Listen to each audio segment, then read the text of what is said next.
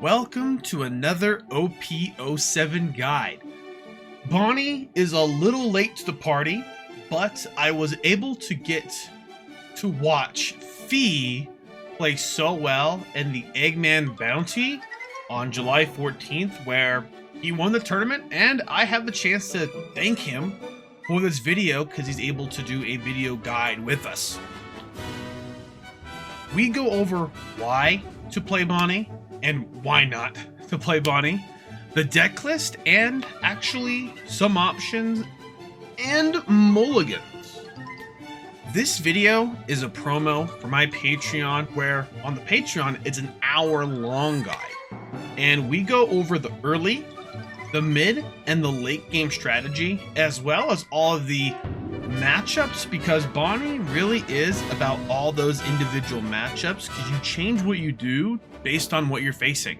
This video is actually sponsored by my patrons. My patrons support what I like to do, and I want to keep bringing them quality content like this.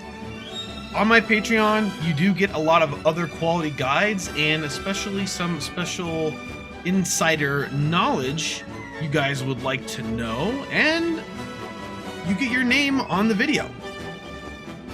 As usual, if you guys like the content, leave a like. It really helps grow my channel. And without further ado, let's get into the good. It's a great day here at Kekfilet's Patreon, X YouTube, X Snapchat, Instagram, Paramount Plus live streaming service. I am the Kekfilet, and today I'm joined by Fee. How are you doing today, Fee? I'm doing good. Good. I'm glad to hear that. I want to say one thing with Fee. There's a few Fees out there on Discord, and I always get Fee confused with, like, are you this Fee? Are you that Fee? But from now on, we'll just kind of say, are you the Fee? You know, are you the? So whenever you guys see this guy in public in a public situation, either be locals or a big regional, make sure you walk up to him and say, are you the Fee? And see where this kind of goes. Yeah. Luckily for me, though, in online, people recognize me because I'm the only Fee win. There's a lot of like FEIs, or like Fee, and then a different last name. So people actually recognize me sometimes. Yeah. So, but why we're talking to him today, he just won a great Eggman tournament. It was over 200 people online, legitimate big top cut playing Bonnie, and we're here to kind of take in his insight as far as a guide goes, in order to, learn a little bit more about the deck. And yeah, we'll go from there. I did want to, I guess, you've had at least some kind of topping, right? You've done okay, at least in card games, at least in One Piece. Is there any like history you want to tell us about that? Yeah, I mean, I've definitely done okay. I've been playing since OP01, and then I've played in regionals here and there.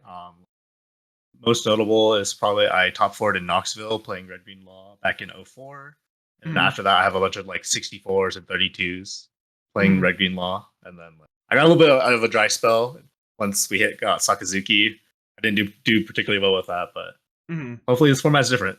What did you play at Nationals? Because I remember I sat next to you at Nationals at some point, right? I was playing Saka. Okay, yeah, we're playing the game. Yeah, okay, that's what. Yeah. Okay, great. And with that, let's actually just jump right into the goo here. Why do you play Bonnie, or maybe why should we consider about playing Bonnie in this OP07 meta? I mean, first and foremost, like, definitely the leader effect is just insane, right? One Dawn is essentially infinite counter. One Dawn, you can ignore anybody on the board. It's just good, right? And then probably the second reason, and probably the reason that's probably the most fun, is that it's definitely the best 9-cost Zoro deck. Like, all the other green decks just don't set up 9-cost Zoro as safely or as effectively. So if it's your favorite card, this is the deck to play, right? Yeah, it's very tanky, this deck, right? Yeah, definitely. And then this allows you to actually get to that point. Yeah, and like those two reasons are alone, I think, are probably just the best reasons to play the deck. And then like the third, like if you just want to play green in general, it's the best green deck because of the supernova typing, you get to use all the good supernova stuff, but then you also get to use 9-cost Zoro the best. Yeah. Okay. Got it. I mean, I do want to say I think you did a shout out to Noel in his deck Yeah. list, but you put in an extra Zoro. He is very kind of anti-Zoro, like you don't need Zoro to win the game. But Yeah. as you saw yesterday, Zoro just is you have to Yeah. respect it, you know? You have to respect Yeah. it. If you don't respect it, it's just gonna win you the game. Yeah, I Right? mean, when you drop it, if you don't have the answer, it probably wins you the game, right? So like, if people are always gonna try to hold the answer, and sometimes you have to call them out on it, right? Yeah. So it's so crazy like that. Yeah. I will say I wanted to ask another thing. Why should we not consider playing this? If there was any reason, like, oh, I'm not going to play Bonnie because there's too much of this or because of that. Is there ever a reason, really? Yeah, I mean, definitely, I want like the main reason is that it is like very technically difficult sometimes. Like, if you don't like sitting there thinking about like, oh, does this guy actually have the math to kill me, or Mhm. do I have the math to kill this guy? Well, or sit up 2 turns. Like, if you don't like sitting there thinking about combat math, you definitely shouldn't play the deck. You need to sit there like in your later turns, be like, I only need one blocker and my leader effect, and I should be okay unless Mhm. something really wild happens. That's probably what the main reason. And the second reason is if you don't like losing to RP Law, this is not the deck for you. I think it's hard to stay consistent against RP Law. You need to draw your one Mm. unsearchable card in the deck, so it's like it's way too hard. Like if you don't draw Hody and you Yeah. don't like losing to RP Law, it's not gonna work. Like it's not the deck for you. Okay. Got it. Okay, great. I'm glad we labeled out those difficulties. I think a lot of people are a little bit driven away because of Lucci. Would you say that Mhm. this is actually kind of a fair matchup versus Lucci? Yeah, I think definitely in just like the base levels of Lucci list, right? Nothing super teched out. Mhm. Like maybe they only play like 2 shows at most, and like they might not play Ice Age. You can definitely have like a solid 50-50. But like the more they start taking out things like Ice Age, extra copies of show, Mhm. or like ways to remove Hawkins, like Finger Pistol, then you start getting into like this is it's a losing matchup. Okay. Got it. So it does well 50-50 into Lucci unless they start teching Yeah, for you slash other things, which I feel most good Lucci players should be doing that, but for some reason they're not being trained to. A lot of them are kind of playing a stock list build right now, yeah, no, right? definitely. And they're just saying, well, if I face a black yellow Luffy, I'll just scoop, you know, like, Yeah, yeah, which is strange because you'd think they'd be just tech for it a little bit more, right? Which, yeah. because you're right, no, because the finger pistol's also gross against this, but we'll go into that into the matchups specifically Mhm. because it's a fun combo. It's not even a combo, it's just a card, right? Yeah, it's just a one shot. That actually deals with your Basil Hawkins because Basil Hawkins, people forget they don't know how to read this card most of the time, Yeah, right? Which is to your yeah. advantage because green probably has the most complicated reading that actually happens compared to most decks currently. Mhm.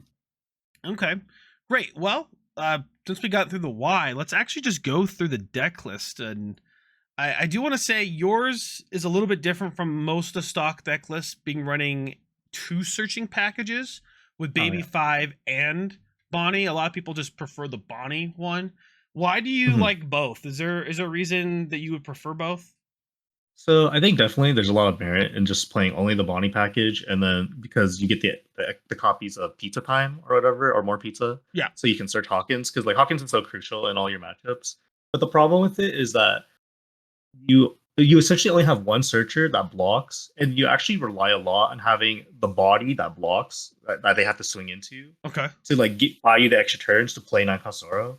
So having eight searching bodies is really ups your odds of reaching Nine Kasoro with like 4 life. Okay, so it ends up being more annoying to your opponent, and it does your goal of being a body to swing at, and also Yeah, just you know gets a card. Most yeah, of the time. yeah, Hopefully, you're getting like a Viola or Baby 5 or something else out of that. yeah. Like yeah, that and also like just searching Tendofi because like in the Lucci matchup, for example, like if you can chain Tendofis, Mhm. it makes the matchup like a cruise I essentially. would So say being able chain to search is nice. Tendofis against anything is good, right? Oh, definitely. Yeah, I It's mean, just hard to chain Tendofis. yeah, That's the issue, but okay, got it. I mean, so you kind of have more than one way to win. You're saying if you run both searchers, right? yeah. Rather than just Essentially, your Basil your Hawkins. ceiling is higher. Okay. The ceiling is higher. Okay, great. I like that. I mean, we can go over optional cards here in a moment, but I mean, it seems pretty stock list. Is there any cards that you think we're missing that would normally be in a build? Normally in a build, no. I think this is like everything is there more or less. You could Mm. argue if you want like more pizza just to search Hawkins more Yeah. often, but that like It, then you're just changing the build. yeah, yeah. I mean, I feel like most people they tunnel on finding Girouge first, and then obviously Cavendish into Hawkins. Yeah. I mean, it seems that you really tunnel on Hawkins based off of the matchups you find. It's good into every matchup. Is that do you value that even more than like the Cavendish? Yeah, I'll probably just drop Hawkins over Cavendish a lot of the times. Like there's maybe like sometimes where you have an idea where like you play Cavendish now and it sticks. Your turn after is much better, but like a lot of those times, the situations are kind of scary to put yourself in. Like, does this guy have the answer to Cavendish? And if he does, I lose. Like, Okay. yeah. Okay, got it. I mean, most people they do have the answer. There's the whole game is just removal. So and then they have to remove this on place, but they think they can't remove this. So okay. Yeah, exactly. Right? It seems like you're just circumnavigating the whole problem, being like, you know what, they're gonna remove this anyway, so I'm just gonna play this. So yeah, exactly. Like let's just not let's just play the game where I get to have a body for sure. Yeah, I like that. You're just shortcutting it. You're not playing the value game. You're just playing the game. Okay. Yeah. Got it. Interesting. I never really thought about it like that. A lot of people think about the game a little too strong. Oh, this card has so much value, but they're not looking at a big picture like you are. Right. So because I think when you play this game and if you watch the games on Eggman's stream, Fee's playing a big picture, he knows exactly what to do. Play this past turn, like see, and then plays the next card. Right, it's pretty much. I mean, would you say when you get to learn this deck a little bit more, like in the middle games, is it? I mean, it doesn't auto play itself, but generally you'll just have a card and you'll just play it, like being Basil or Hody Jones, right? Yeah, I think like once you're really comfortable and like like your game plan against every deck, it's kind of like I know I need this card on this turn, and that's all I need. And I don't need to think about it anymore. I just play it, bang, move on. Got it. I guess the one thing I wanted to ask was actually about Kid, right? I guess how do you feel about Kid in this deck in general? Is it just a winner? In the deck, I think it's good. I mean, it's the best generic boss monster, right? Because I think definitely green has a lot of good boss monsters, but they're very like niche. Like the ACOS Rosinante, for example, is very good, but like you don't want it in. For example, like the mirror, it's like okay in the mirror and stuff like that. And then like Kid is pretty good when you get it down in like all matchups because like what are they gonna do? Kid says like you play it, you gain a life because you have to kill the kid and then hit face, but you're an AK leader, so it's like okay. I mean, would you say that one thing this card's never really coming down on curve unless you have nothing else to do? Like I think it only comes down on curve in specific matchups, but like generally like you might need you generally would just do something else. Okay. Because like I guess Black Yellow Luffy, for example, you could probably drop it on curve, but it depends if you're scared of Ice Age. Okay. Got it. Okay, got it. I mean, essentially you have options, right? Yeah. But it feels like most of the time this comes down at a time where it's just like, well, now I happen to have the kid. So I guess people need to be a little bit more selective. So with their timing of it, especially if they have too high of life, obviously this card's not too great if you're too high, if you don't have enough cards in hand, right? But if you have nothing else to do, it's just an AK blocker, like you're saying. Yeah, basically AK blocker. Yeah. So I guess that works out in half the time. So with that, I think we'll actually skip over a lot of the optional cards. I do want to say, we did talk about Rosinante a little bit. I think that's another whole build where it's a little more annoying toward black, right? Where you're even playing like the 5-drop Luffy that makes so you can't KO. That's a fun build, but I think it's still too niche to beat Lucci, right? Yeah, I mean, it's more like it does beat Lucci. It's just too teched for Lucci, and it makes your other matchups worse. As far as I'm aware. Yeah, exactly. And at this point, like, just play down Basil. Like that's with that mulligans, what are we looking for to mulligan into? Generally, it does depend a little bit on whether you go first or second, but you're looking for a curve, right? Hopefully, you open with a searcher. If you're going first, you open with Cavendish, and then. But a lot of times I'll just take a hand with like Basil and a top end, and everything else doesn't really matter. Okay. At least then you're guaranteed to play Basil on your 6th or 7th on.